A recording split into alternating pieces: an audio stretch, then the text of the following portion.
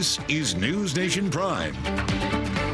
And thank you for joining us tonight. I'm Natasha Zubes. We are tracking trouble in the skies, a chaotic July 4th weekend. It's expected to be the second busiest for travel in more than 20 years. Airlines from coast to coast dealing with the challenges now. And so far we're tracking this. We're seeing more than 4,000 delays today. Flight delays, staffing shortages, poor weather, all playing a part in this weekend's chaos.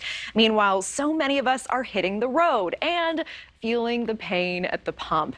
The national average of gas flirting with $5 a gallon. And if you were wondering, we checked about a year ago, it was $1 cheaper.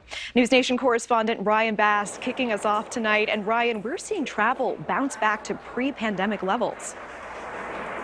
Yeah, we certainly are, Natasha. Anyone who's been on a plane really in the last few weeks knows exactly how jam-packed these airlines are right now. But the July 4th weekend just took it up another notch in terms of how busy our airports are. We are back at pre-pandemic passenger levels at many of our airports across the country. TSA actually screened nearly 2.5 million people yesterday at our nation's airports. That, by the way, is back to February 11th of 2020, the most that we've seen since that point in terms of the number of passengers, a month before COVID hit our country. Of course, the spike in travelers hitting the skies, plus staffing shortages, pilot shortages, weather, other issues that are forcing a large number of those flights to either get delayed or canceled, which has been a problem and an issue for the last couple of weeks amid this summer travel season now back. Airlines are aware of the problems. Delta, for example, they reportedly offered passengers $10,000 to give up their seat on an oversold flight this week. And if you're thinking, you know what, forget it, I'm just going to drive, be prepared for some company on the road as well. AAA says that out of roughly 48 million Americans traveling more than 50 miles for the 4th of July weekend, a record 42 million of them will be traveling in a car this year. Now, that's despite gas prices averaging over $1.50 more per gallon compared to this same time last year. The Motor Club says a number of airline issues are driving this trend towards hitting the road.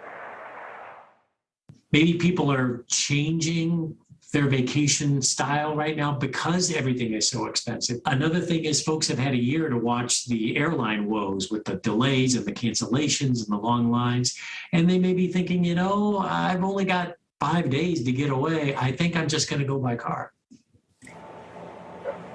A lot of Americans opting to go by car instead of traveling by plane in the case that their flight does get canceled. Now, AAA did have a piece of advice for us, Natasha, in terms of, it might sound obvious, but if you do want to avoid more traffic, leave a little bit earlier. Get up early in the AM, hit the roads, and then it won't be as congested when you get out there. That might actually be the key to getting where you need to go a little bit quicker this holiday season. Ryan, it's good advice. We always start with the best of intentions. Thank you so much. Thank you for watching. Go to newsnationnow.com to find NewsNation on your television provider. And don't forget to click the red subscribe button below to get more of NewsNation's fact-driven, unbiased coverage.